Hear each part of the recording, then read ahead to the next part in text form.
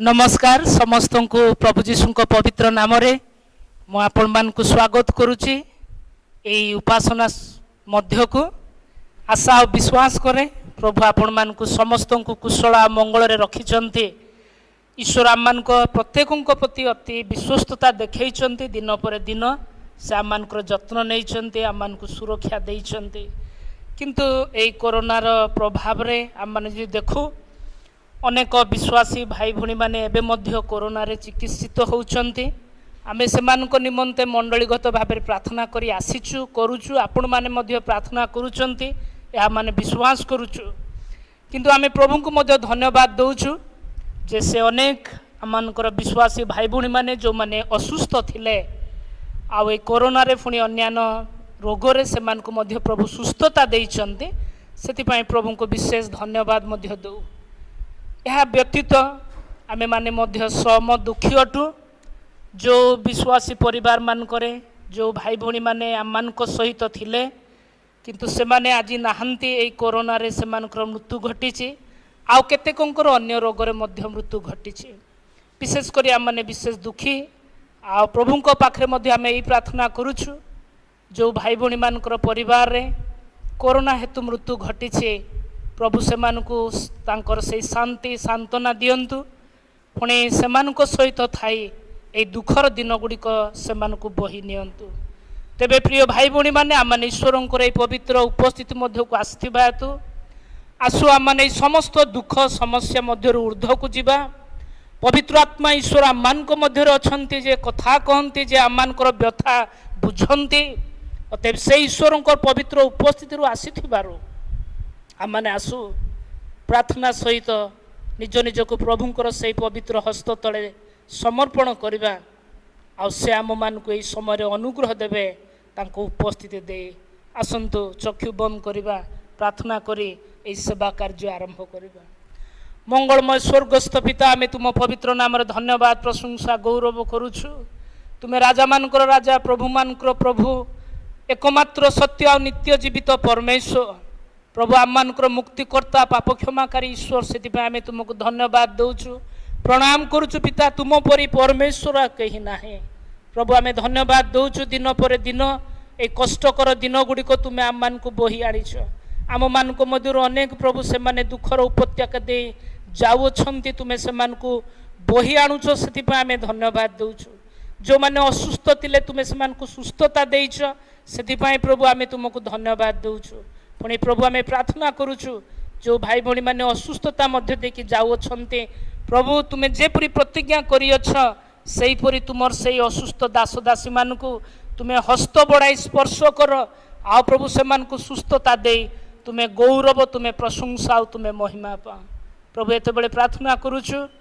तुमर प्रिय दास दासी माने आ निज निज गृह रे प्रभु आम माने तुम निकट को आसीचु प्रभु तुम्हें आम मानकर सहित परमेश्वर तुम पवित्र उपस्थिति दे प्रत्येक सहित बास कर एत बड़े आम मान को तुम्हें स्पर्श कर सूची कर पवित्र कर पुणी प्रभु समस्त जागतिक व्यस्तता मध्यरु तुम्हें आम मान को पृथक कर जेपरी तुम उपस्थिति मध्य को आसथिबा समय प्रभु आम मैंने एक लय तुम पवित्र उपस्थिति बसवा पारिबु तुम रब शुणा पारिबु एहीपरि प्रभु तुम्हें अनुग्रह दया कर प्रभु आम मानकर उपासना आम मानकर वाक्य अध्ययन आम मानकर प्रशंसार धन्यवाद गीत आम मानकर प्रार्थना जेपरी तुम दृष्टि सुग्राह्य हेब एथि निमंते प्रभु तुम्हें आम प्रत्येक को प्रभु ग्रहण कर सूची कर पवित्र कर आम मानकर प्रार्थना आम मानकर समस्त विषय तुम पाखे सुग्राह्य हेबापी तुम्हें दया कर मंगलमय स्वर्गस्थ पिता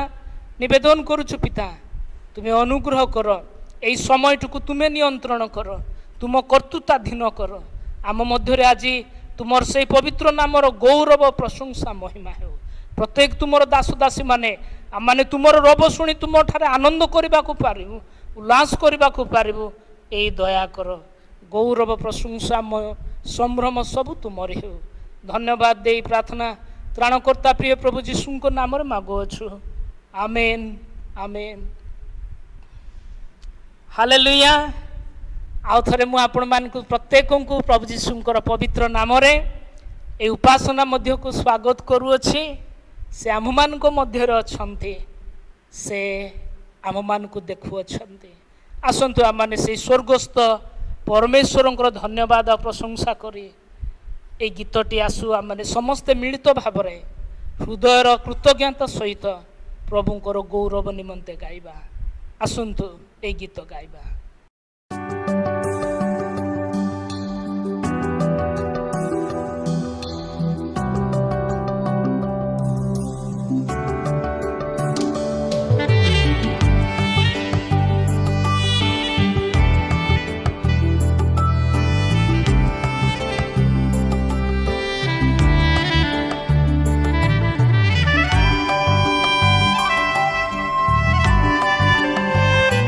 जीसु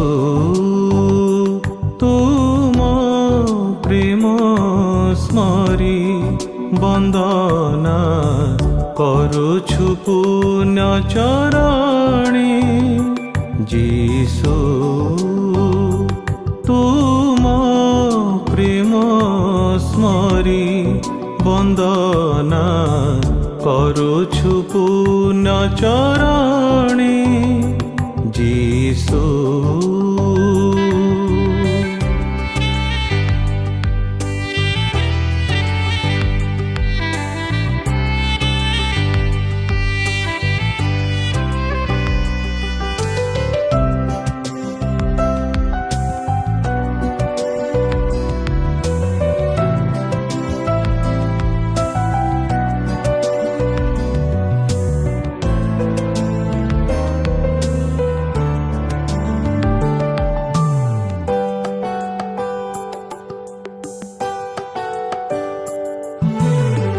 उच्चारिले से ही प्रिय मधु नाम जाए दूरे दुख जातना।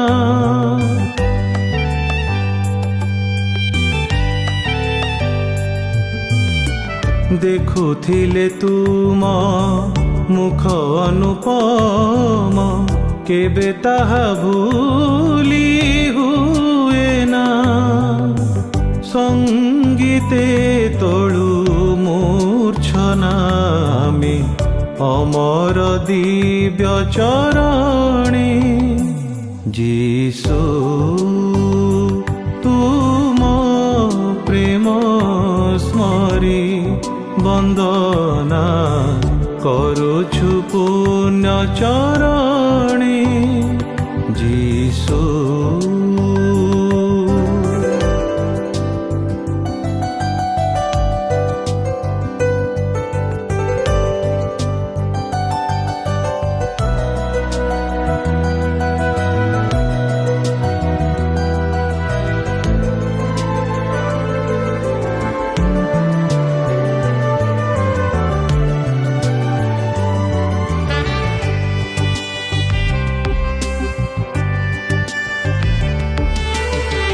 आम जीवनर गलाहार प्रभु तुमे हुओ नित्य भावना।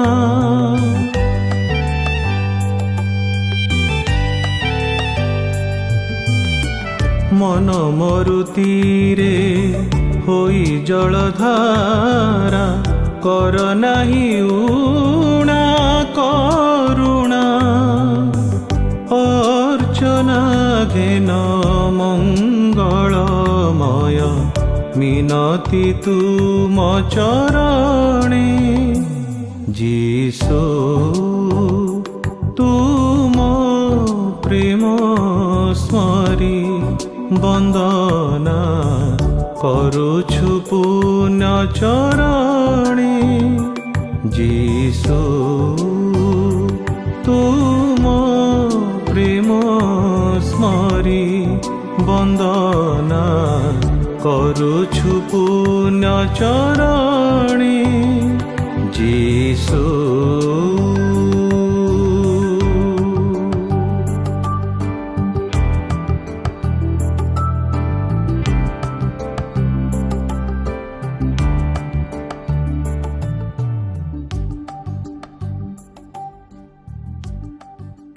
प्रभु को विशेष धन्यवाद और प्रशंसा करें। से आज आउ थे आपण मध्यरे प्रभुंकर वाक्यर सेवा करने निमंते तांकर पवित्र वाक्य नहीं आपण मान सम्मुख में ठिया हेबा निमंते आ मते सुजोग देइथिबारु प्रिय भाई भौणी माने आसंतु मो सहित आपण माने निज निज बाइबल खोलंतु आ माने आजिर ध्यान निमंते नहीं शास्त्रांशटी पाठ करिबा ताहा आपण माने पाइबे लुक लिखित सुसमाचार 14 पर्व 15 पदरु 24 पद लुक लिखित सुसमाचार 14 पर्व 15 रु 24 पद ईश्वरंकर वाक्य एठारे एपरि लेखा जाए ताहा शुणी ताहांक सहित भोजन रे बसिथिबा लोकमानक मध्यरु जणे ताहांकु कहिले जो लोक ईश्वरंक राज्य रे भोजन करिबो से धन्य किंतु से तांकु कहिले जणे व्यक्ति रात्र समय रे महाभोज देबाकु इच्छा करी अनेकों को निमंत्रण कले आ भोजनर समय उपस्थित हुअन्ते से निमंत्रित लोकमानक निकटकू आपणा दासकू पठाई कहिले आपण माने आसंतु कारण समस्त प्रस्तुत हेलाणी किंतु समस्ते एकमतरे क्षमा प्रार्थना करिबाकू लागिले प्रथम जन कहिबाकू लागिला प्रथम जन ताहाकू कहिला मु खंडे खेत किणी अछि मते ताहा देखिबाकू पड़िबो अनुरोध करे मु क्षमा पाई अछि बोली मने करे आउ जने कहिला मु 5 हल बलद किणी अछि आ मु सेमानकू परीक्षा करिबाकू जाउ अछि अनुरोध करे मु क्षमा पाई अछि बोली मने करे अन्य जने कहिला मु विवाह करी अछि तेणु जाई पारु नाही पुणी से दास आसी अपना प्रभु को से सब जनाइला से गृहकर्ता क्रोधान्वित होई अपना दास को कहिले शीघ्र नगरर दांड और गलीगुड़ी को जाई दरिद्र पंगु अंध और खंज मान को एठा को घेनी आस पर से दास कहिला हे प्रभु आपण को आज्ञानुसार करा जाई अछि तथापि आहुरी स्थान अछि से प्रभु से दास को कहले राजदांड और गछमूल को जाई मोर गृह जेपरी परिपूर्ण हुए से से लोक मान को आसवा बोलाओ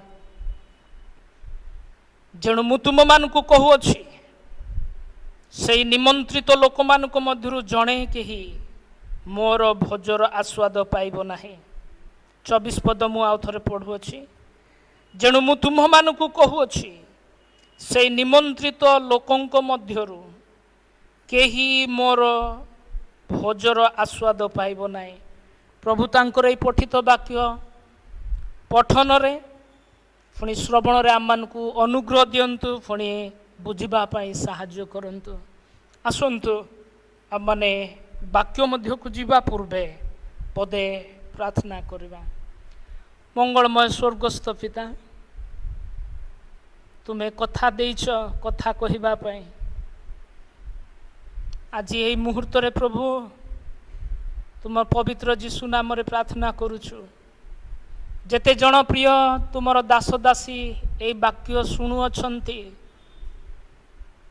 प्रत्येक जेपरी तुमर रब शुणिबे दया रे अनुग्रह रे प्रभु तुमर रब तुम्हें उच्चारण कर अनेक हृदय तुम ठारे जोड़ा जिबे अनेक भग्न अंतकरण प्रभु नूतनीकृत हेबे अनेक हजिला आत्मा तुम ठारे मिलित हेबे एई अनुग्रह दियो केवल तुमरी नामर गौरव आ महिमा हेउ एई प्रार्थना जीशुंको नाम रे मागो अछि आमेन आमेन हालेलुया हालेलुया प्रभुंकर महानाम धन्यवाद हेउ एई जो अंशटी आम पाठ करी अछु जीशु एक बाइबल लेखा जाए जीशु एक उदाहरण दौचंते आओ बुझाइबा पाई कहिबा पाई ईश्वरंकर राज्यर गूढ़ रहस्य कण अटे तेबे एई अंशटीर जदि आमे पूर्व को लक्ष्य करिबा ताहाले जीशु प्राय जेरुसलेम रे समाज गृह रे आउ से कौन कले ना ଲୋକମାନଙ୍କୁ ସୁସ୍ଥତା ଦେଲେ ବିଶ୍ରାମ ବାରରେ। ସେଥିପାଇଁ ଅନେକ ଫାରୁସି ଆଉ ସାଧୁକୀ ମାନେ ସେମାନେ ଏହାକୁ ସହଜରେ ଗ୍ରହଣ କରିପାରିଲେ ନାହିଁ। ଯୀଶୁଙ୍କ ସହିତ ସେମାନଙ୍କର ଅନେକ ବାଦାନୁବାଦ ଘଟିଲା। କିନ୍ତୁ ଆମେ ଦେଖୁ ଯୀଶୁ ସେମାନଙ୍କୁ ପଚାରୁଛନ୍ତି, କ'ଣ କରିବା ବିଧି ସଙ୍ଗତ? ବିଶ୍ରାମ ବାରରେ ଭଲ କରିବା ନା ମନ୍ଦ କରିବା? ସେମାନେ ନିରୁତ୍ତର ରହିଲେ। କାରଣ ପ୍ରଭୁ ଯୀଶୁ ସର୍ବଶକ୍ତିମାନ ଈଶ୍ୱର, ସେ କେବେ ଭୁଲ କରିପାରନ୍ତି ନାହିଁ। ସେଥିପାଇଁ ସେ କହିଲେ, ମୁଁ ପାପୀମାନଙ୍କୁ ଉଦ୍ଧାର କରିବା ନିମନ୍ତେ, ପାପୀମାନଙ୍କୁ ପାପ କ୍ଷମା ଦେବା ନିମନ୍ତେ ମୁଁ ଆସିଅଛି।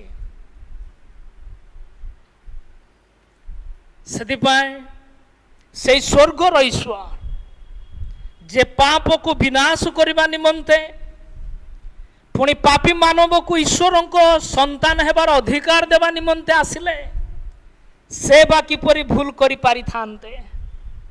କାରଣ ତାହାଙ୍କଠାରେ ପାପର ଲେଶ ମାତ୍ର ନାହିଁ ବୋଲି ବାଇବଲ ଅତି ସୁସ୍ପଷ୍ଟ ଭାବରେ ଆଉ ଘୋଷଣା କରେ। କେବଳ ସେତିକି ନୁହେଁ, ଯୀଶୁଙ୍କ ସମୟରେ ଥିବା ଯାଜକ, ମହାଯାଜକ, ପଣ୍ଡିତ, ବ୍ୟବସ୍ଥା ଶାସ୍ତ୍ରଜ୍ଞ ମାନେ, ଏପରିକି ରାଜାମାନେ ମଧ୍ୟ ଘୋଷଣା କଲେ, ଏହାଠାରେ କୌଣସି ଦୋଷ ନାହିଁ। ହାଲେଲୁୟା। ସେଇ ସ୍ୱର୍ଗସ୍ଥ ଈଶ୍ୱର ସେ ବା କିପରି ଭୁଲ କରିପାରନ୍ତି? କାରଣ ସେ ତ ଭୁଲକୁ ଦେଖିପାରନ୍ତି ନାହିଁ, ପାପକୁ ନିରୀକ୍ଷଣ କରିପାରନ୍ତି ନାହିଁ। କିନ୍ତୁ ସେଇଦିନ ଅନ୍ୟ ପ୍ରକାର ଘଟିଲା। ଯେଉଁମାନେ ତାଙ୍କୁ ନିନ୍ଦା କରୁଥିଲେ, ଯେଉଁମାନେ ତାଙ୍କର ଦୋଷ ଧରିବା ପାଇଁ ଲାଗି ପଡ଼ିଥିଲେ, ସେହିପରି ଜଣେ ଫାରୁସି ତାଙ୍କୁ ତାଙ୍କ ଗୃହରେ ଆଉ ଭୋଜନ କରିବା ନିମନ୍ତେ ତାଙ୍କୁ ନିମନ୍ତ୍ରଣ କଲେ। ଆମେ ଦେଖୁଛୁ 7 ପର୍ବରୁ 7 ପଦ, ସେଇ 14 ପର୍ବ 7ରୁ 14 ପଦ୍ୟରେ ଯେ ଯୀଶୁ ଆଜି ଜଣେ ଫାରୁସିଙ୍କ ଗୃହରେ ଅଛନ୍ତି ଭୋଜନ କରିବା ନିମନ୍ତେ ନିମନ୍ତ୍ରିତ ଅତିଥି ଭାବରେ। ତେବେ ଆମେ ଜାଣିନାହୁଁ ସେ ଫାରୁସିଙ୍କ ଗୃହରେ ଆଉ କେଉଁମାନେ ଥିଲେ, କିନ୍ତୁ ନିଶ୍ଚୟ ଅନେକ ଲୋକ ଥିଲେ। କାରଣ 15 ପଦରେ ଲେଖାଯାଉଛି ଯେ ଲୋକମାନଙ୍କ ମଧ୍ୟରୁ ଜଣେ ତାହାଙ୍କୁ କହିଲେ। ତା ମାନେ ଅନେକ ଲୋକ ସେଇଦିନ ସେଇ ଫାରୁସିଙ୍କ ଗୃହକୁ ନିମନ୍ତ୍ରିତ ହେଇଥିଲେ, ଆଉ ଯୀଶୁ ମଧ୍ୟ ସେମାନଙ୍କ ମଧ୍ୟରୁ ଜଣେ ଥିଲେ। ଆମେ ଯେଉଁ ଅଂଶଟି ଆଜି ଚିନ୍ତା କରିଛୁ, ଏଠାରେ ସ୍ୱର୍ଗର ନିଗୁଢ଼ ତତ୍ତ୍ୱ, ନିଗୁଢ଼ ବିଷୟ ଈଶ୍ୱର ପ୍ରକାଶ କରିଅଛନ୍ତି। ଆଉ ତାହା ହେଉଛି କେଉଁମାନେ ଈଶ୍ୱରଙ୍କ ରାଜ୍ୟରେ ଭୋଜନ କରିବାକୁ ଯୋଗ୍ୟ। କିଏ ଅନ୍ୟ ପ୍ରକାର କହିବାକୁ ଗଲେ ଆମେ ଚିନ୍ତା କରିବା ଯେ କେଉଁମାନେ ଈଶ୍ୱରଙ୍କର ରାଜ୍ୟର ଅଂଶୀ ହେଇପାରିବେ। ଅଂଶୀ ହେଲେ ସିନା ଯାଇ ଆମମାନେ ଈଶ୍ୱରଙ୍କ ରାଜ୍ୟର ସେଇ ମେଜର ଅଂଶୀ ହେଇପାରିବା। ସେଥିପାଇଁ ଆମମାନେ ଦେଖିବା କିଏ ସେଇ ଭାଗ୍ୟବାନ ଲୋକ ଯେ ଈଶ୍ୱରଙ୍କର ସହିତ, ସାଧୁମାନଙ୍କ ସହିତ ଈଶ୍ୱରଙ୍କର ସେଇ ମେଜର ଅଂଶୀ ହେଇପାରିବ। ପ୍ରିୟ ଭାଇ ଭଉଣୀ ମାନେ, ଏହା ଏକ ଉଦାହରଣ ନୁହେଁ, କିନ୍ତୁ ଏହା ସ୍ୱର୍ଗର ଏକ ବାସ୍ତବତା। ପ୍ରଭୁ ଯୀଶୁ ସ୍ୱୟଂ ଈଶ୍ୱର ସେ ପ୍ରକାଶ କରିଅଛନ୍ତି। ସେଥିପାଇଁ ଆମମାନେ ଆସୁ କେତୋଟି ବିଷୟ ଆମମାନେ ଶିକ୍ଷା କରିବା ଆମମାନଙ୍କ ପାଇଁ, ଯେପରି ଆମେମାନେ ଆମମାନଙ୍କର ଜୀବନ କାଳ ମଧ୍ୟରେ এই স্বর্গ রাজ্যর অংশী হেবা নিমন্তে আমମାନେ যত্নবান হেবা। প্রিয় ভাই ভଉଣୀ ମାନେ, এই ଲୋକଟି କହୁଛି ଯେଉଁ ଲୋକ ଈଶ୍ୱରଙ୍କ ରାଜ୍ୟରେ ଭୋଜନ କରିବ ସେ ଧନ୍ୟ, ସେ ଆଶୀର୍ବାଦ ପ୍ରାପ୍ତ, ସେ ଭାଗ୍ୟବାନ। এই ପ୍ରଶ୍ନର ଉତ୍ତର ଦେବାକୁ ଯାଇ ପ୍ରଭୁ ଯୀଶୁ କହୁଛନ୍ତି ଗୋଟିଏ ଉଦାହରଣ। ଉଦାହରଣଟି କ'ଣ ଅଟେ? ଜଣେ ଲୋକ ଥିଲେ। ମନ ଦେଇକି ଶୁଣିବା, କେହି କୁଆଡ଼େ ଅନେଇବା ନାହିଁ। ପ୍ରଭୁଙ୍କର ଆତ୍ମା ଆପଣମାନଙ୍କ ମଧ୍ୟରେ ଅଛନ୍ତି, ଆପଣଙ୍କ ସହିତ ଅଛନ୍ତି। ଆପଣମାନଙ୍କର ପ୍ରଭୁ ଆମ ସହିତ ଅଛନ୍ତି, ଆପଣଙ୍କ ସହିତ ଅଛନ୍ତି। ଆଉ ସେ କଥା କହିବା ପରମେଶ୍ୱର କିଏ ଜାଣେ? ପ୍ରିୟ ଭାଇ ଭଉଣୀ ମାନେ, ହୁଏତ ଆଜି ଈଶ୍ୱର ଆପଣଙ୍କୁ ଆପଣଙ୍କର ହୃଦୟ ଉନ୍ମୁକ୍ତ କରିବେ। आपण माने ईश्वरंकर राज्यर अधिकारी हेबा पई आगे आसिबे। जणे लोक थिले से एक महाभोज देबाकू इच्छा कले आ से अनेकंकु निमंत्रण कले आ निमंत्रण रो दिन शेष हैला। से विवाह उत्सवर दिन आरंभ हैला। से भोजीर दिन आसीगला। आ सब भोजी रो खाद्य रंधा हैला परे आ मालिक निजर दास को पठाउचंती, जाओ जाओ मोर निमंत्रित लोक मान को डाकी आनिबो आ एई कथा कहिबो भोज प्रस्तुत हेछि, आपण माने आसंतु, सब प्रस्तुत हेछि, आपण माने आसंतु। ए दासटी विश्वस्त भावरे मालिक रो कथा मानिकी गला। द्वार द्वार जाई कि से डाकिला, आज्ञा मोर प्रभु कहिचंती भोज समस्त प्रस्तुत हेछि, आपण माने आसंतु। किंतु दुखर विषय प्रिय भाई बड़ी माने निमंत्रित लोक माने जणे कहिला मु खंडे जमी किणीची, से जमी भल कि मंद मु टिके ताकू देखिबा को पड़िबो ना, मु आज जाई पारिबी नै। द्वितीय जन मध्य कहिला मु बलद 5 हल बलद किणीची, सेमानकु मु टिके टेस्ट करबा को अछि, मु आज जाई पारिबी नै। आउ जणे कहिला आज्ञा मु विवाह करिछि, नुआ बाहाइछि त मो स्त्री सहित टिके मते समय देबाकू अछि, आउ मु आज जाई पारिबी नै। दासटी आसिले आउ निज मालिक को कहिला आज्ञा आपण जो मानकू निमंत्रण देइथिले से माने समस्ते निज काम रे व्यस्त अछंती, केही आसी पारिबे नै बोली कहिले। आउ समस्ते कहउचंती आपण क्षमा करि देबे बोली। मने रखि थांतु ए कथाटी, समस्ते कहउचंती आपण क्षमा करि देबे बोली। से दासर प्रभु सब कथा सुनिला परे बाइबल लेखा होछि 21 पदरे, सेथिरे गृहकर्ता क्रोधान्वित होई आपणा दास को कहले शीघ्र नगर रो दांड गली गुड़ी को जाई दरिद्र पंगु अंध खंज मान को एठा को घेनी आस। प्रिय भाई भौणी माने मने रखिथिबा से गृहकर्ता से खुशी हेले नाई, अत्यंत क्रोधान्वित हेले। आउ कौन कहले नगर रे दांड मानकरे गली गुड़िकरे बसुथिपा दरिद्र अंध खंज पंगु मानकु नहीं आस, से माने विवाह भोजी खाइबे। दासटी अति विश्वस्त थिला, से दौड़िला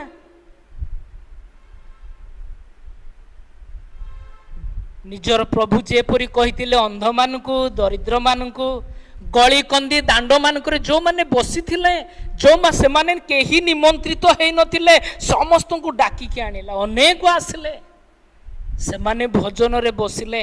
आ दास देखिला एते लोक आसिला परे आहुरी किछि जागा बळी जाइछि, जाइकि निज प्रभु को कहिले प्रभु आपण मते जेमती कहिथिले मु सेमती लोक मान को डाकी आनिली, किंतु तथापि भोजन गृह रे बहुत जागा बड़ी जाइछि।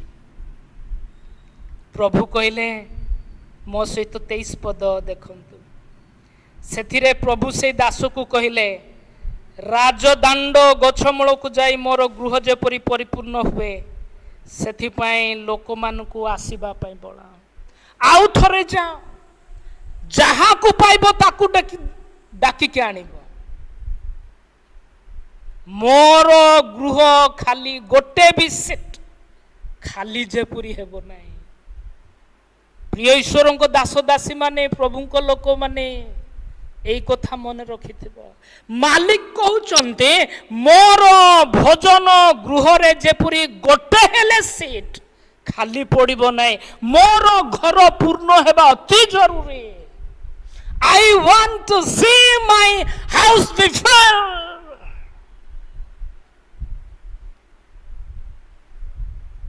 ଦାସଟି ଗଲା, ଆହୁରି ଲୋକମାନଙ୍କୁ ଆସିଲା, ଡାକିଲେ। ଆଉ ଜାଣନ୍ତି ବାଇବଲ କ'ଣ କହେ? ଗୃହଟି ପରିପୂର୍ଣ୍ଣ ହେଲା। କିନ୍ତୁ ଆମ ପାଇଁ, ବିଶ୍ୱାସୀ ମାନଙ୍କ ପାଇଁ, ଯେଉଁମାନେ ଆମେ ନିଜକୁ ଖ୍ରୀଷ୍ଟିଆନ ବୋଲି କହୁଛୁ, ସେଇମାନଙ୍କ ପାଇଁ ଏଇ 24 ପଦ ଅତି ଗୁରୁତ୍ୱପୂର୍ଣ୍ଣ, ଚିନ୍ତାର ବିଷୟ, ବିବେଚନା କରିବାର ବିଷୟ, ନିଜକୁ ପରୀକ୍ଷା କରିବାର ବିଷୟ। ତାହା କ'ଣ ଅଟେ? ପ୍ରଭୁ କହୁଛନ୍ତି, ଅତ୍ୟନ୍ତ କ୍ରୋଧାନ୍ୱିତ ହୋଇ ଏହି କଥା କହୁଛନ୍ତି, ଯେଣୁ ମୁଁ ତୁମମାନଙ୍କୁ କହୁଅଛି, ସେହି ନିମନ୍ତ୍ରିତ ଲୋକମାନଙ୍କ ମଧ୍ୟରୁ କେହି ମୋର ଭୋଜର ଆସ୍ୱାଦ ପାଇବେ ନାହିଁ। ପ୍ରିୟ ଈଶ୍ୱରଙ୍କ ଦାସ ଦାସୀ ମାନେ, ସାଧୁମାନେ, এই নিমন্ত্রিত ଲୋକମାନେ କେହି ମୋର ଭୋଜର ଆସ୍ୱାଦ ପାଇବେ ନାହିଁ। What went wrong with the invitees? ତେବେ ଆମେ ଆସୁ ଦେଖିବା ଏଇ ସ୍ୱର୍ଗର এই ନିଗୁଡ ବିଷୟ କ'ଣ। এই ଅଂଶଟିରେ ଇନଭାଇଟି ମାନେ କିଏ? We the Christians, we the believer, we the Christians, we are all invitees. आपण माने मु जो दिन प्रभु जीशु को प्रभु आ ईश्वर बोली स्वीकार कलु, आमे माने जो दिन अनुताप कलु, प्रभु मु पापरे मरी जीवी मते क्षमा दियो, मु पापी अटे मते दया कर। आ से दिन प्रभु जीशु कौन कले? आमको कहले, तू मोर पुअटू, मु तोर पाप क्षमा कर देछि, मु तोर पाप क्षमा करूछि, बसचे तोर पाप क्षमा हैला। से दिन से घोषणा कले, तुमर पाप क्षमा हैला। आमे से दिन से स्वर्ग राज्य को, राज्यर अंशी हेबा निमंते, अधिकारी हेबा निमंते आमे माने ख्रीष्टंको ठारू से निमंत्रण पाइलु, ग्रहण कलु।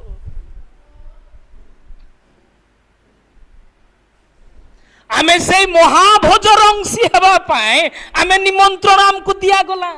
सेति पाए निमंत्रण बंटा गला। स्वर्गर ईश्वर निमंत्रण बांटिले। कौन निमंत्रण बांटिले? मन परिवर्तन कर स्वर्ग राज्य, कारण स्वर्ग राज्य शनिक स्वर्गर ईश्वर राज्य आसु अच्छे, अतएव मन परिवर्तन कर। से जेते जन विश्वासी विश्वासिनी माने आपण माने मु ईश्वर को, प्रभु जीशु को निजर प्रभु ईश्वर बोली स्वीकार कलु, बा जीशु सत्य ईश्वर बोली आमे विश्वास कलु, एकमात्र मुक्तिकर्ता बोली ग्रहण कलु। आमे माने समस्ते विश्वासी माने आम माने से निमंत्रित अतिथि माने आम मान को स्वर्ग को जीवा पाई निमंत्रण कराई। आम माने ईश्वर निजर लोक कराई, कारण निमंत्रण रे आम माने निजर लोक मान को ही निमंत्रण करि थाओ। स्वर्गर ईश्वर प्रिय भाई भणी माने आपण को मते निजर बोली भाबिकी, निजर बोली करिके से आमान को निमंत्रण कले। आ आम हृदय को से दिने कौन कले? तांकर से प्रेम प्रति उन्मुक्त कले, जेपरी आमे निमंत्रण को स्वीकार करिबु। आपण माने मु निमंत्रण पाइछु स्वर्ग को जीवा पाए, से महाभोजीर अनंत कालन आनंदर अंशी हेबा पाए। तो प्रथम विषय आज मन रखिबा, आपण माने मु निमंत्रित अतिथि, ईश्वरंकर निजर लोक। बाइबल कहे जोहन 1:12 पदरे जेते जन ताहांको विश्वास कले, अर्थात ताहांको नाम रे ताहांको ग्रहण कले, से सेमानकु से ईश्वरंकर संतान हेबार अधिकार देले। आमने पापर हजी जाइथिलु, आमने ईश्वरंकर आशीर्वाद रो बहुत दूर रे थिलु, किंतु से निमंत्रण दे आसिले, कहले मोर पिला माने आउ तुमे मन परिवर्तन कर, मु तुम पय अनंत कालन आनंद नहीं आसीछे। आमे तांकु कोन कलु, हां प्रभु आमे सॉरी स्वीकार करुचु मोर पाप आउ आमे विश्वास करुचु तुमे मोते परिष्कार करिबा पाए धार्मिकता करिबा पाए आ मते अनंत कालीन आनंदर अधिकारी करैबा पाए आ तुमे क्रूसरे प्राण देइछ सेई दिन सेई स्वर्गर ईश्वर सेई महाभोजर कर्ता अनंत कालीन आ से जीवन रो अधिकारी ईश्वर कहिले आजिठु अनंत जीवन तुमर आमे समस्ते निमंत्रित लोक माने कारण आम ईश्वर निज लोक माने द्वितीय विषय देखा what went wrong with the इनवाइटर्स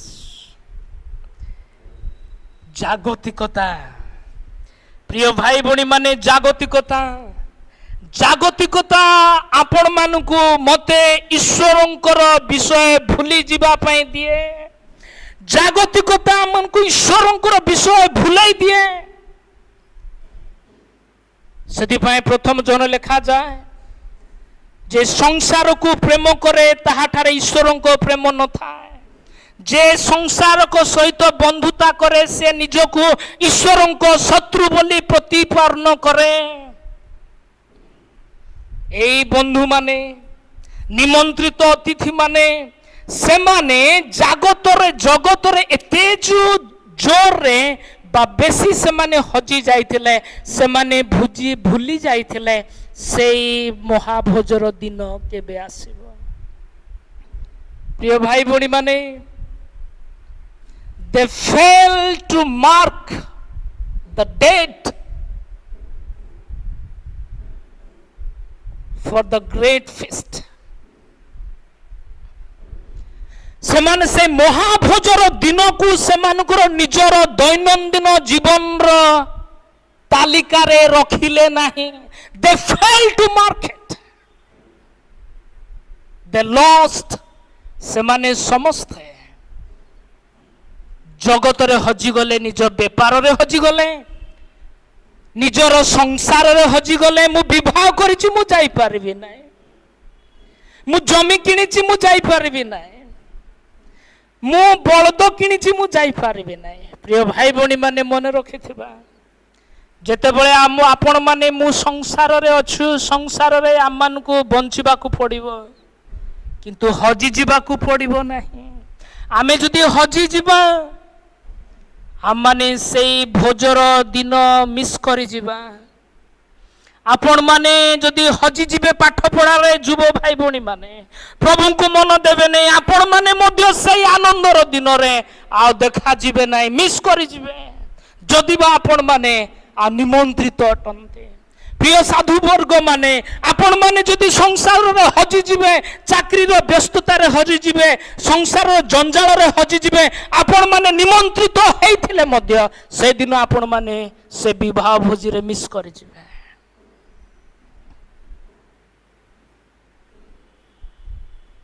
सेति द्वितीय विषय मने रखिबा ईश्वरंकर दिन को सबुदिन मने पकेबा आपण मानकर दैनंदिन कार्य रे ईश्वरंकर दिन को लेखि देबा प्रभु कहिसंती जे कोनोसी मुहूर्त रे मु आसी पारे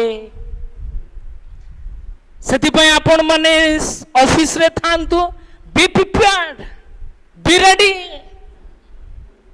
स्कूल रे थांतु बी रेडी किंबा जो जगह थांतु बी रेडी कारण प्रभु को दिन भी आसी पारंते गोटे पद पढ़िबा से कथा देइचंती आसीबा पाए प्रेरित तार एक पर्व रे लिखा जाए आम माने समस्ते जानिछु जीशु जेते बेले स्वर्गारोहण कले आ शिष्य माने आ से माने तांकु समस्ते घेरिकी ठिया हेइचंते आ घेरिकी ठिया हेइथिबा समय रे आ कौन कले ना हठात जीशु स्वर्गारोहण करने आरंभ कले शिष्य माने समस्त ऊपर को देखिले धीरे धीरे तांकर चक्षुर आड़ोआड़ से निया गले एपरी समय रे शुक्ल वस्त्र परिहित दुई जन पुरुष सेमानक निकट उपस्थित हेले ଆଉ ସେମାନେ ଏଇ କଥା କହିଲେ, ଯାହା ଆପଣ ମାନଙ୍କ ପାଇଁ ମୋ ପାଇଁ ଆଜି ମଧ୍ୟ ଜରୁରୀ, ଆଉ ଏହା ମଧ୍ୟ କୁହାଯାଇଛି। କ'ଣ କହିଲେ?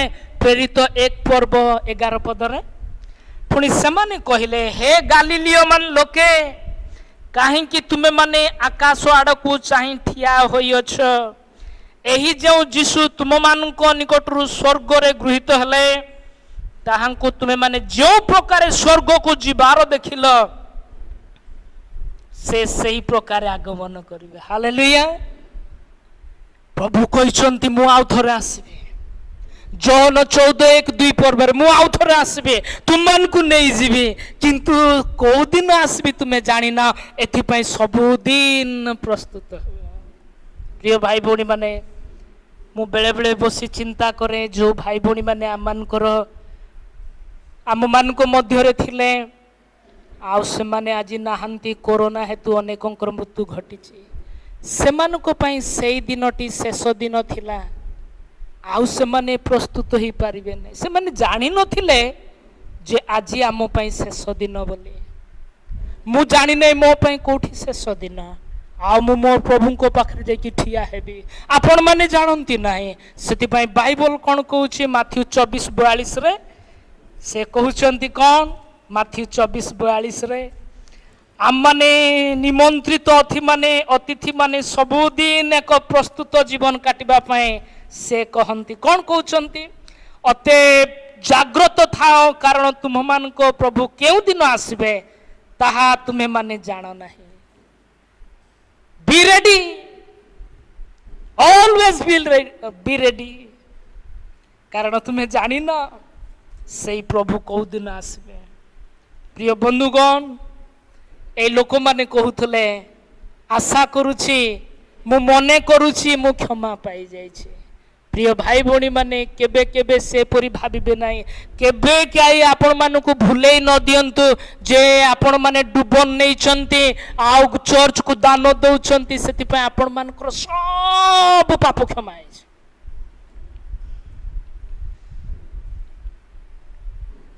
ପ୍ରଭୁଙ୍କ ପାଖକୁ ଫେରିବା ପାଇଁ, ଅନୁତାପ କରିବା ପାଇଁ ଆମମାନଙ୍କୁ ହେବ। ପ୍ରଭୁଙ୍କ ପାଖରେ ଆମମାନଙ୍କର ପାପମୟ ଜୀବନକୁ ତାଙ୍କ ପାଖରେ ଦେଇଦେବାକୁ ହେବ। ଆଉ ସେ ଯାଚୁଥିବା ପରିତ୍ରାଣର ଜୀବନ, ଧାର୍ମିକତାର ଜୀବନ, ପବିତ୍ରତାର ଜୀବନ ନେଇ ଆମମାନଙ୍କୁ ବାସ କରିବାକୁ ହେବ। ମାଲିକ କ'ଣ ସେମାନଙ୍କୁ କ୍ଷମା କରିଦେଲେ କି? ନା ନା ନା। କ'ଣ ଲେଖାଯାଏ? ଗୃହକର୍ତ୍ତା କ୍ରୋଧାନ୍ୱିତ ହେଲେ, ବହୁତ ବିରକ୍ତ ହେଲେ, ବହୁତ ରାଗ କଲେ, ଆଉ ସେମାନଙ୍କୁ କହିଲେ, ଏଇ ନିମନ୍ତ୍ରିତ ଲୋକମାନଙ୍କ ମଧ୍ୟରୁ ଜଣେ କେହି ମୋର ଭୋଜର ଆସ୍ୱାଦ ପାଇବ ନାହିଁ। ଏଇ ଅଂଶଟି ମୁଁ ପାଠ କଲେ ବେଶୀ ମୋତେ ଭୟ ଲାଗେ। ଏଇ 24 ପଦ, ଆମେ ନିମନ୍ତ୍ରିତ ଲୋକମାନେ, ଚର୍ଚ୍ଚ ଯାଉଥିବା ଲୋକମାନେ, ପ୍ରଭୁ ଯୀଶୁଙ୍କୁ ପ୍ରଭୁ ଆଉ ଈଶ୍ୱର ବୋଲି କହୁଥିବା ଲୋକମାନେ, ଆମେ କ'ଣ ଜଗତରେ ହଜି ଯାଇଛୁ ଆଉ ପ୍ରଭୁଙ୍କର ସେଇ ପ୍ରତିଜ୍ଞା ଭୁଲି ଯାଇଛୁ ଯେ ସେ ଆସିବେ ମୋତେ ନେବା ପାଇଁ, ମୁଁ ପ୍ରସ୍ତୁତ ହେବା ଦରକାର ବୋଲି?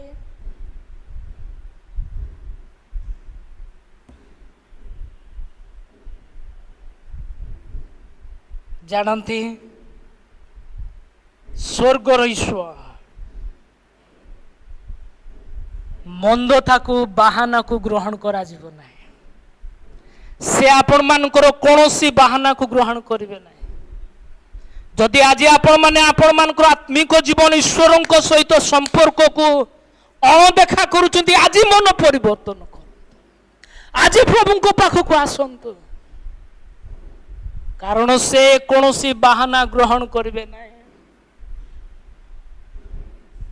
ଗୃହକର୍ତ୍ତା ଜାଣିଥିଲେ, ମୁଁ ଯାହାକୁ ନିମନ୍ତ୍ରଣ କରୁଛି ସିଏ ଜଗତରେ ବାସ କରୁଛି, ସିଏ ବିବାହ କରିବ, ସେ ପାଠ ପଢ଼ିବ, ସେ ପରିବାର ଚଳେଇବା ପାଇଁ କାମ କରିବ, ବେପାର କରିବ, ଚାକିରି କରିବ, ତାର ଘର ଦ୍ୱାର କରିବା ପାଇଁ ମଧ୍ୟ ତାକୁ ପଡ଼ିବ। এই ସବୁ ସତେ ସେ ସ୍ୱର୍ଗର ନିମନ୍ତ୍ରଣ ଆପଣଙ୍କୁ ମୋତେ ଦେଇଛନ୍ତି। ଆମେ ଯଦି ଏଇ କାମ ଭିତରେ ହଜିଯିବା ଆଉ ପ୍ରଭୁଙ୍କର ନିମନ୍ତ୍ରଣକୁ, ପ୍ରଭୁଙ୍କର ଆନଏଣ୍ଟିଂକୁ ଆମମାନେ ଅସ୍ୱୀକାର କରିବା, ଅବହେଳା କରିବା। ପ୍ରିୟ ଈଶ୍ୱରଙ୍କ ଦାସ ଦାସୀ ମାନେ, ପ୍ରିୟ ଈଶ୍ୱରଙ୍କର ପୁଅ ଝିଅ ମାନେ ମନେ ରଖିଥିବା, ଆମର କୌଣସି ବାହାନାକୁ ଈଶ୍ୱର ଗ୍ରହଣ କରିବେ ନାହିଁ। ସେ ଅତ୍ୟନ୍ତ କ୍ରୋଧାନ୍ୱିତ ହେଲେ। ଚତୁର୍ଥ ବିଷୟ ଆମମାନେ ଦେଖିବା, ଈଶ୍ୱରଙ୍କର ଗୃହ କେବେ କେବେ ଖାଲି ପଡ଼ିବ ନାହିଁ। ଈଶ୍ୱର ଇଚ୍ଛା କରୁଛନ୍ତି ତାଙ୍କର ଗୃହର ସେଇ ଅନନ୍ତକାଳୀନ ଆଶୀର୍ବାଦର ଆନନ୍ଦର ଅଧିକାରୀ ଆପଣମାନେ ହେବା ପାଇଁ। ସେଥିପାଇଁ ତ ସେ ଆପଣମାନଙ୍କୁ ନିମନ୍ତ୍ରଣ ଦେଇଛନ୍ତି, ଆଉ ଆପଣମାନେ ମୁଁ ତାହା ଗ୍ରହଣ କରିଛୁ। କିନ୍ତୁ ଜଗତର ଜାଗତିକତାରେ ଯଦି ଆମେ ହଜିଯିବା, ନିମନ୍ତ୍ରଣକୁ ଅଣଦେଖା କରିବା, ତାହେଲେ ମନେ ରଖିବା ପ୍ରିୟ ଈଶ୍ୱରଙ୍କ ଲୋକମାନେ, ଆମେ ଆମର ନିମନ୍ତ୍ରଣ ଯଦି ହାଲୁକା ଭାବରେ ନେବା, ଈଶ୍ୱରଙ୍କର ସେଇ ଦିନକୁ ଆମେ ପ୍ରତିଦିନ ଅନ୍ତରରେ ମନେ ପକାଇ ଚାଲିବା ନାହିଁ, ବଞ୍ଚିବା ନାହିଁ, ପ୍ରସ୍ତୁତ ଜୀବନ କାଟିବା ନାହିଁ, ତେବେ ଆମମାନଙ୍କର କୌଣସି ବାହାନାକୁ ସେ ଗ୍ରହଣ କରିବେ ନାହିଁ। ବରଂ ଆପଣମାନଙ୍କର ଜାଗା ଆଉ ମୋର ଜାଗା ଆଉ ଜଣେ କିଏ ନେଇଯିବ। ଆପଣମାନଙ୍କର ଜାଗା ଆଉ ମୋର ଜାଗା ଆଉ ଜଣେ କିଏ ନେଇଯିବ। ଆପଣମାନେ କ'ଣ ବିଶ୍ୱାସ କରୁନାହାନ୍ତି? ବାଇବଲରେ ଯଦି ଆମମାନେ ଦୁଇଟି କଥା ମନେ ପକାଇବା, ମାଥ୍ୟୁ 1 ପର୍ବରେ 3 ପର୍ବରେ ସାଧୁ ଜୋହନ ସେ କ'ଣ କହୁଛନ୍ତି? ସେ ଯିହୁଦୀମାନଙ୍କୁ, ଶାସ୍ତ୍ରୀ ଆଉ ଫାରୁସୀମାନଙ୍କୁ କ'ଣ କହୁଛନ୍ତି? ସେ କହୁଛନ୍ତି, ସାବଧାନ, ତୁମେ ମନେ ମନେ ଭାବ ନାହିଁ। 9 ପଦ, ମାଥ୍ୟୁ 3:9। ପୁଣି ଅବ୍ରାହମ ତ ଆମ୍ଭମାନଙ୍କର ପିତା, ମନେ ମନେ ଏପରି କହିବାକୁ ଭାଳ ନାହିଁ, କାରଣ ମୁଁ ତୁମମାନଙ୍କୁ କହୁଅଛି, ଈଶ୍ୱର ଏହି ପଥର ଗୁଡ଼ାକରୁ ଅବ୍ରାହମଙ୍କ ନିମନ୍ତେ ସନ୍ତାନ ଉତ୍ପନ୍ନ କରିପାରନ୍ତି। ପଥର ଗୁଡ଼ାକ ମଧ୍ୟରୁ ଈଶ୍ୱର ଅବ୍ରାହମଙ୍କର ସନ୍ତାନ ହେବା ନିମନ୍ତେ ସନ୍ତାନ ଉତ୍ପନ୍ନ କରିପାରନ୍ତି। ସ୍ୱର୍ଗର ଈଶ୍ୱର ପ୍ରଭୁ ଯୀଶୁ କ'ଣ କହିଲେ? ସେତେବେଳେ ଗଧ ପିଠିରେ ଯାଉଥିଲେ, ସମସ୍ତେ ହୋ ହାଲା କରୁଥିଲେ, ଆଉ ସେଇ ସମୟରେ ଆଉ ସାଧୁ କି ଫାରୁସୀ ନେତାମାନେ କହିଲେ, ଆଜ୍ଞା ଆପଣ କ'ଣ ଦେଖୁନାହାନ୍ତି ଏମାନେ ଏତେ ଜୋର ହୋ ହାଲା କରୁଛନ୍ତି, ଏମାନଙ୍କୁ କହନ୍ତୁ ଚୁପ୍ କରିବେ ବୋଲି। ସ୍ୱର୍ଗର ଈଶ୍ୱର ଗୋଟିଏ ସତ୍ୟତା ପ୍ରକାଶ କଲେ, ତୁମେ ଯଦି ଏମାନଙ୍କର ମୁଖ ବନ୍ଦ କରିଦେବ, ପଥର ଗୁଡ଼ାକ ମଧ୍ୟ ଈଶ୍ୱରଙ୍କ ନିମନ୍ତେ ପାଟି କରିବେ। ହାଲେଲୁୟା। ଏହା କ'ଣ ସୂଚାଏ? ଆପଣ ଆଉ ମୁଁ ଯଦି ଆମ ନିମନ୍ତ୍ରଣକୁ ଅସ୍ୱୀକାର କରିବା, ଆମେ ଯଦି ଆମମାନଙ୍କର ସେଇ ସ୍ୱର୍ଗୀୟ ଜୀବନକୁ ଆମମାନେ କ'ଣ କରିବା? ଗୁରୁତ୍ୱ ଦେବା ନାହିଁ, ପବିତ୍ରତାରେ, ଧାର୍ମିକତାର ସୌନ୍ଦର୍ଯ୍ୟରେ, ସତ୍ୟତାର ସୌନ୍ଦର୍ଯ୍ୟରେ ଆମମାନେ ବାସ କରିବା ପାଇଁ, ଈଶ୍ୱରଙ୍କ ସହିତ ଚାଲିବା ପାଇଁ ଇଚ୍ଛା କରିବା ନାହିଁ, ଆମେ ନିମନ୍ତ୍ରିତ ହେଇଥିଲେ ସୁଦ୍ଧା ଆମମାନେ ଯାଇପାରିବା ନାହିଁ। କିନ୍ତୁ ଈଶ୍ୱରଙ୍କର ରାଜ୍ୟ କେବେ ଖାଲି ପଡ଼ିବ ନାହିଁ। ସେଥିପାଇଁ ଆପଣଙ୍କର ଜାଗା ଆଉ ମୋର ଜାଗା, ଯେଉଁମାନେ ଆମେମାନେ ଈଶ୍ୱରଙ୍କର ସତ୍ୟତାରୁ ବିମୁଖ ହେବା, ଆମର ଜାଗା ଆଉ ଜଣେ କିଏ ନେଇଯିବେ। କିଏ ନେଇଯିବେ? ଦ ଅନଏକ୍ସପେକ୍ଟେଡ୍ ୱାନ୍, ଯେଉଁମାନଙ୍କୁ ଆମେ କେବେ ଆଶା କରିନଥାଉ, ଯେଉଁମାନଙ୍କୁ ଆମେ ଭାବୁ ଏମାନେ ନ୍ୟୁନ ଦୃଷ୍ଟିରେ ଦେଖୁ, କିଏ ଜାଣେ ସେଇମାନେ ଈଶ୍ୱରଙ୍କ ରାଜ୍ୟରେ ଆମର ଜାଗାରେ ବସିଯିବେ। ଆମେ କିନ୍ତୁ ଅନନ୍ତ ଅଗ୍ନିରେ, ଅନନ୍ତ ନରକରେ ନିକ୍ଷିପ୍ତ ହେବା। ବାଇବଲ କ'ଣ କହେ ଦେଖନ୍ତୁ, ଗୋଟେ ପଦ ପଢ଼ିବା, ମାଥ୍ୟୁ 8 ପର୍ବ ଆଉ 12 ପଦରେ ଯୀଶୁ କ'ଣ କହୁଛନ୍ତି? ଏହା ଆଉ ଗୋଟିଏ ଏକ ଆଉ ଭୟଙ୍କର ପଦ ବିଶ୍ୱାସୀମାନଙ୍କ ପାଇଁ। ସେଠି ଲେଖାଯାଉଛି, ମାତ୍ର ରାଜ୍ୟର ସନ୍ତାନ ମାନେ, ନିମନ୍ତ୍ରିତ ଲୋକ, ରାଜ୍ୟର ସନ୍ତାନ ମାନେ କେଉଁମାନେ? ଯେଉଁମାନେ ଆମେ ପ୍ରଭୁ ଯୀଶୁଙ୍କୁ ପ୍ରଭୁ ଆଉ ଈଶ୍ୱର ବୋଲି ଗ୍ରହଣ କରିଛୁ, କିନ୍ତୁ ଈଶ୍ୱରଙ୍କର ସତ୍ୟତାରେ, ତାଙ୍କ ବାକ୍ୟରେ ବାସ କରୁନାହୁଁ, ସେଇମାନଙ୍କ କଥା କୁହାହେଉଛି।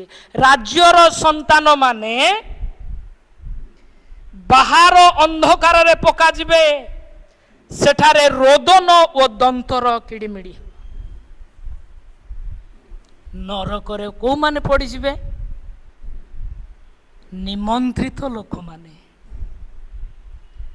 ମୁଁ ଏଇ ଅଂଶଟିରେ ବଡ଼ ଆଶ୍ଚର୍ଯ୍ୟ ଲାଗେ। ଗୃହକର୍ତ୍ତା କହୁଛନ୍ତି 23 ପଦରେ ଦେଖନ୍ତୁ, ମୋର ଗୃହ ଯେପରି ପୂର୍ଣ୍ଣ ହୁଏ ସେଥିପାଇଁ ଲୋକମାନଙ୍କୁ ଆସିବା ପାଇଁ ବୋଳାଅ। ବୋଳାଅ ମାନେ ମିନ୍ସ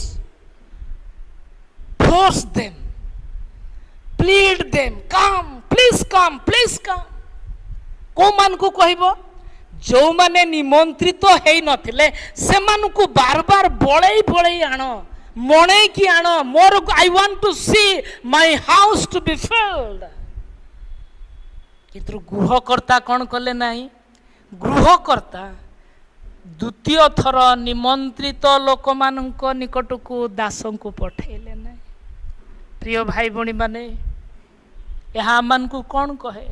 ହେ ପ୍ରିୟ ଈଶ୍ୱରଙ୍କ ଲୋକମାନେ, ହେ ପ୍ରିୟ ଈଶ୍ୱରଙ୍କ ଦାସ ଦାସୀମାନେ, ଈଶ୍ୱରଙ୍କ ସାଧୁମାନେ, ସେ ଆସୁଅଛନ୍ତି।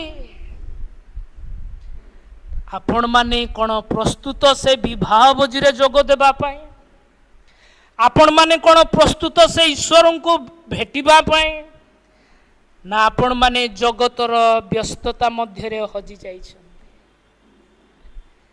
ଆପଣମାନେ କ'ଣ ଜଗତର ବ୍ୟସ୍ତତା ମଧ୍ୟରେ ହଜି ଯାଇଛନ୍ତି? ମନେ ରଖିଥିବା, ଆଜି ସମୟ ଅଛି, ଆଜି ହିଁ ସମୟ ଅଛି, ଆଜି ହିଁ ପରିତ୍ରାଣର ଦିନ, ଆଜି ହିଁ ମନ ଫେରଣର ଦିନ, ଆଜି ହିଁ ଈଶ୍ୱରଙ୍କ ସହିତ ଜଡ଼ିତ ହେବାର ଦିନ, ଆଜି ହିଁ ଈଶ୍ୱରଙ୍କୁ ପ୍ରଭୁ ବୋଲି, ପ୍ରଭୁ ଯୀଶୁଙ୍କୁ ପ୍ରଭୁ ଆଉ ଈଶ୍ୱର ବୋଲି ଗ୍ରହଣ କରିବାର ଦିନ, ଆଜି ହିଁ ସମର୍ପଣର ଦିନ। ଆପଣମାନେ ଯିଏ ଯେଉଁଠି ଈଶ୍ୱରଙ୍କର ବାକ୍ୟ ଶୁଣୁଅଛନ୍ତି, ପ୍ରିୟ ଈଶ୍ୱରଙ୍କ ଦାସ ଦାସୀମାନେ, ଯଦି ପ୍ରଭୁ ଆପଣମାନଙ୍କୁ କହୁଅଛନ୍ତି, ଯଦି ଆପଣମାନେ ଈଶ୍ୱରଙ୍କ ବାକ୍ୟଠାରୁ ବାହାରି ଯାଇଅଛନ୍ତି, ଯଦି ଆପଣମାନେ ଈଶ୍ୱରଙ୍କ ଜୀବନରୁ ବାହାରି ଯାଇଅଛନ୍ତି, ଆଜି ଏଇ କ୍ଷଣି ଆପଣମାନେ ପ୍ରଭୁ ଯୀଶୁଙ୍କ ପାଖକୁ ଫେରି ଆସନ୍ତୁ। ନିଜ ପାପ ସ୍ୱୀକାର କରନ୍ତୁ ଆଉ ପ୍ରଭୁଙ୍କୁ କହନ୍ତୁ, ମୁଁ ପାପ କ୍ଷମା କରିଦିଅ। ଆଉ ସେ କ୍ଷମା କରିବା ପାଇଁ ବିଶ୍ୱସ୍ତ ଆଉ ନ୍ୟାୟବାନ ପରମେଶ୍ୱର।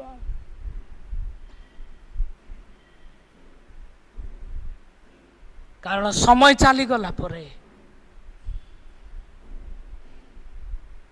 ଆମମାନଙ୍କର ହୃଦୟ ଶୈତାନ କଠିନ କରିଦେଲା ପରେ କିଏ ଜାଣେ, ହୁଏତ ଆପଣମାନେ ମୁଁ ସେଇ ସୁଯୋଗ ପାଇବା କି ନାହିଁ। ସେଥିପାଇଁ ସମୟ ଥାଉ ଥାଉ, ସମୟ ଥାଉ ଥାଉ ଆସୁ, ଆମମାନେ ଈଶ୍ୱରଙ୍କ ପାଖକୁ ଫେରିଯାଅ। ଆଉ ଏଇ କଥା କହୁ, ନିଜର ପାପକୁ ସ୍ୱୀକାର କରୁ, ଆଉ ସେ ଦେଉଥିବା ଧାର୍ମିକତା ଆଉ ପରିତ୍ରାଣର ଜୀବନକୁ ଆସୁ ଆମମାନେ ଗ୍ରହଣ କରୁ। କାରଣ ସ୍ୱର୍ଗର ଈଶ୍ୱର ସେ ଆମମାନଙ୍କୁ ପରିତ୍ରାଣ ଆଉ ଧାର୍ମିକତାର ଜୀବନ ଦେବା ପାଇଁ ସେ ଆମମାନଙ୍କୁ ଆହ୍ୱାନ କରନ୍ତି। ସେଇ ଧାର୍ମିକ ମାନେ କେବଳ ଈଶ୍ୱରଙ୍କର ରାଜ୍ୟର ଅଧିକାରୀ ହେବେ। ସେଥିପାଇଁ ଆପଣମାନେ ମୁଁ ଯେତେ ଜଣ ପ୍ରଭୁ ଯୀଶୁଙ୍କୁ ପ୍ରଭୁ ବୋଲି ଗ୍ରହଣ କରିଅଛୁ, ଆସୁ ନିଜକୁ ପରୀକ୍ଷା କରୁ। ଈଶ୍ୱରଙ୍କ ସହିତ ମୋର ଜୀବନ କିପରି ଦୈନନ୍ଦିନ ମୁଁ କାଟୁଛି? ମୁଁ କ'ଣ ଈଶ୍ୱରଙ୍କର ବାକ୍ୟ ଅନୁସାରେ ଚାଲୁଛି କି ନାହିଁ? ନା ମୁଁ ମୋର ନିଜ ଇଚ୍ଛା ଅନୁସାରେ ଚାଲୁଛି? ଯଦି ଅବାଟରେ ଅଛନ୍ତି ଫେରି ଆସନ୍ତୁ। ସେଇ ସ୍ୱର୍ଗର ଈଶ୍ୱର ଡାକନ୍ତି, ଫେରି ଆସ। ହେ ପରିଶ୍ରାନ୍ତ ଭାରଗ୍ରସ୍ତ ଲୋକମାନେ ଫେରି ଆସ, ମୁଁ ତୁମମାନଙ୍କୁ ବିଶ୍ରାମ ଦେବି। ଗୋଟେ ପଦ ପଢ଼ିବେ ଆଉ ଆମମାନେ ଶେଷ କରିବା। ଯିଶାୟା 61:10। ଈଶ୍ୱର ଆମ୍ଭମାନଙ୍କୁ କିପରି ଜୀବନ ଦେଇଅଛନ୍ତି ଆଉ ଆମ୍ଭେମାନେ କିପରି ବାସ କରୁଅଛୁ। ଯିଶାୟା 61 ପର୍ବ ତାର 10 ପଦର ଶେଷ ଅଂଶରେ, ସେପରି ସେ ପରିତ୍ରାଣ ରୂପ ବସ୍ତ୍ରରେ ମୋତେ ବସ୍ତ୍ରାନ୍ୱିତ କରିଅଛନ୍ତି ଓ ଧର୍ମ ରୂପ ରାଜବସ୍ତ୍ରରେ ମୋତେ ଆଚ୍ଛାଦିତ କରିଅଛନ୍ତି। ଯେଉଁଦିନ ଆପଣମାନେ ମୁଁ ପ୍ରଭୁ ଯୀଶୁଙ୍କୁ ଗ୍ରହଣ କଲୁ, ସେ ଆପଣମାନଙ୍କୁ ପରିତ୍ରାଣର ବସ୍ତ୍ରରେ ବସ୍ତ୍ରାନ୍ୱିତ କରିଦେଲେ, ଆପଣମାନଙ୍କର ସବୁ ପାପକୁ ଘୋଡ଼େଇ ଦେଲେ ଆଉ ପରିତ୍ରାଣର ଜୀବନ ଦେଲେ। ଆପଣମାନେ କ'ଣ ସେଇ ଧାର୍ମିକତାର ପବିତ୍ରତାର ସୌନ୍ଦର୍ଯ୍ୟରେ ଆଜି ମଧ୍ୟ ଚାଲୁଛନ୍ତି? ନା ମଇଳା ହେଇଯାଇଛି? ପ୍ରଭୁ କହୁଛନ୍ତି ଫେରି ଆସ, ମୋର ବିବାହ ଦିନ ଆସୁଛି, ମୋର ସେଇ ବଡ଼ ମହାଦିନର ଆସୁଛି। ଯେଉଁମାନେ ପ୍ରସ୍ତୁତ ଥିବେ ସେଇମାନେ ଈଶ୍ୱରଙ୍କ ରାଜ୍ୟରେ ଅନନ୍ତ କାଳ ଈଶ୍ୱରଙ୍କ ସାଧୁମାନଙ୍କ ସହିତ, ସ୍ୱର୍ଗର ଈଶ୍ୱର ପ୍ରଭୁ ଯୀଶୁଙ୍କ ସହିତ ଆନନ୍ଦ କରିବେ।